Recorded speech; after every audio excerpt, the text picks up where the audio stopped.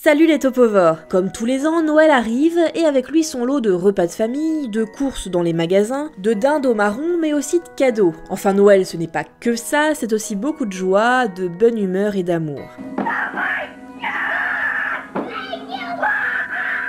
Enfin, voyons plutôt ce qu'il faut selon les séries américaines pour avoir un Noël réussi.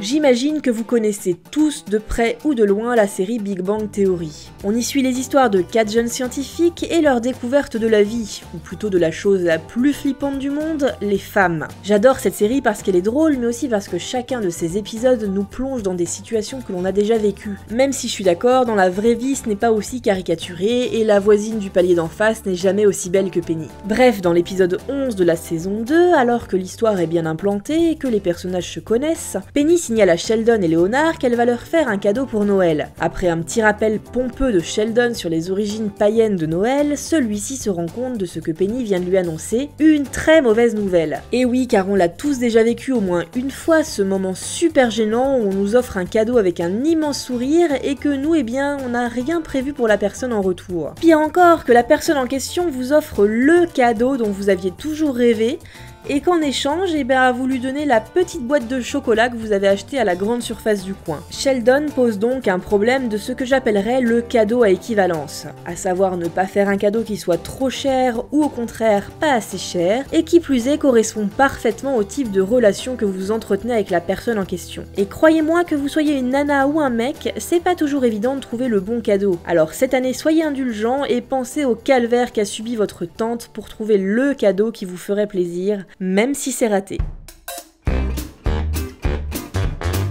Avec Futurama, on part en l'an 3000 pour découvrir un peu ce que le futur nous réserve selon le créateur des Simpsons, Matt Groening. On y suit les aventures de Fry, un livreur de pizza dans les années 2000 qui se retrouve cryogénisé et qui se réveille à la veille du nouvel an 2999. Et dans l'épisode 4 de la saison 2, on y retrouve Fry et ses nouveaux amis dans ce monde futuriste. Celui-ci était un peu perturbé de fêter Noël sans sa famille, mais surtout de découvrir que les symboles de Noël ont complètement changé. Et c'est sûr que le Noël de Fry en l'an 3000 n'a rien à voir avec celui de l'an 2000. Le Père Noël est devenu un robot tueur qui punit les gens qui n'ont pas été sages, c'est-à-dire en gros tout le monde. La dinde de Noël s'est transformée en perroquet carbonisé et les cadeaux sont un peu réduits. Mais le pire dans tout ça, et je comprends tellement Fry dans cet épisode, c'est le sapin de Noël. Et oui, on nous explique que les sapins sont en voie de disparition, du coup le traditionnel arbre est remplacé par un palmier. Et comment dire, un Noël sans sapin, est-ce vraiment un Noël? En 2014, peut-être pas, mais je ne suis pas sûre que ça soit toujours le cas dans quelques décennies. D'ailleurs, je vous rappelle que ça ne l'était pas il y a quelques siècles. Bon, vous connaissez tous Friends, pas besoin de vous rappeler que dans cette série incroyable, on suit les aventures d'un groupe d'amis, et qu'en gros, c'est un peu les feux de l'amour, avec un peu moins de drame, et surtout beaucoup plus de fou rire. L'épisode qui m'intéresse est le numéro 10 de la saison 7, et il est question ici de Noël, bien évidemment. Enfin, pas que de Noël, puisque Ross a décidé que cette année son fils ne fêterait pas que Noël, mais aussi Hanouka, puisqu'il est lui-même à moitié juif. Mais le petit Ben, au grand désespoir de son père, en a rien à foutre d'Hanouka, et il n'attend qu'une seule chose, le Père Noël. En fait, je suis assez d'accord avec Ben, qu'on y croit ou pas, un Noël sans Père Noël, c'est quand même beaucoup moins magique. Du coup, Ross fait ce que tous les pères pourraient faire pour faire briller les yeux de son chérubin, et il part à la recherche d'un costume de Papa Noël pour attirer l'attention de son fils, et pouvoir enfin lui expliquer l'histoire d'Hanouka. Finalement, à 2 jours de Noël, difficile de trouver un costume, et Ross se retrouve coincé dans un costume mémorable de tatou, en essayant vainement d'expliquer à son fils qu'il est envoyé par le Père Noël. Et la magie opère, bien qu'il soit coupé par ses potes qui tentent de lui filer un coup de main, Ross parvient à captiver son fils qui ne pense plus vraiment au cadeau mais plutôt aux bougies qu'ils allument ensemble. Comme quoi ce qui compte finalement ce n'est pas d'être un Père Noël, un Superman ou un tatou, mais plutôt la magie qu'on allume dans les yeux de nos enfants le soir de Noël.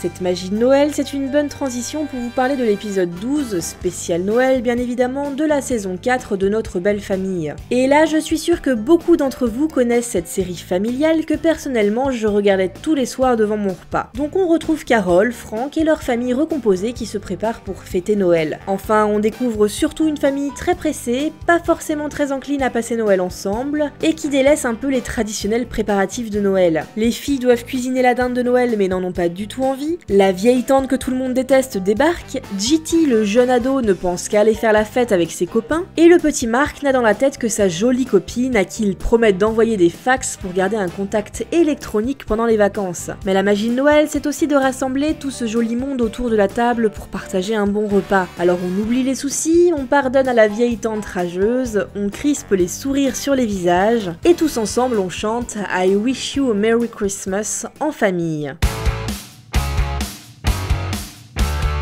Je ne pouvais pas terminer cet épisode sans vous parler de la série Malcolm, une série que j'adore et devant laquelle je reste volontiers quand au hasard des apps je tombe dessus. Pour résumer grossièrement la série, elle parle d'une famille un peu loufoque, avec une mère un brin tyrannique, un père totalement à l'ouest et 5 garçons. Tout au long de la série, on suit principalement Malcolm, un petit génie. Bien évidemment et comme quasiment toutes les séries, on a le droit à un épisode spécial Noël. On y retrouve Al, le père, qui est totalement désespéré car il se retrouve au chômage technique, et cela lui fait perdre les 3/4 de son salaire du mois de décembre. Pour ne pas gâcher Noël, il s'associe à 3 de ses fils pour vendre des sapins. À quelques kilomètres de là, on retrouve le plus grand des fils, Francis, avec sa copine qui passe Noël avec la famille qui les héberge. Cet épisode est drôle et surtout il rappelle une chose importante qui pour moi est le fondement de Noël, être entouré de sa famille. Honnêtement, ce n'est pas toujours le plus facile, mais quand on y est, on s'y sent bien. Alors que votre famille soit vos parents, vos amis, votre voisin, votre chat, ou même votre petite sœur sur laquelle vous hurlez sans cesse,